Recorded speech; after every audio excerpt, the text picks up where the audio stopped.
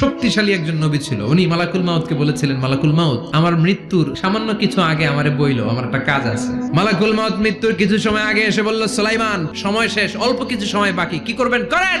সাইয়েদনা সুলাইমান জিনদেরকে ডাকলো, ও জিনেরা, বিশাল একটা প্রজেক্ট আছে, প্রজেক্টে কাজ শুরু করো। আর কিছু জিনকে বলল, চারদিকে গ্লাস ফিটিং করা একটা রুম বানাও। সাইয়েদনা সুলাইমান আলাইহিস সালাম গ্লাস ফিটিং করা রুমের ভেতরে ঢুকলেন। এই রুমে ঢুকার দরজা নাই, হাতে একটা লাঠি নিলেন, লাঠির মধ্যে ভর করে দাঁড়িয়ে রইলেন আর জিনদের দিকে তাকিয়ে রইলেন। জিনেরা এত বদমাশ ছিল, সাইয়েদনা সুলাইমান দাঁড়িয়ে না থাকলে কাজ করতো না, দাঁড়ায় না থাকলে আজও লোকজন কাজ করতে চায় না, ঠিক কিনা?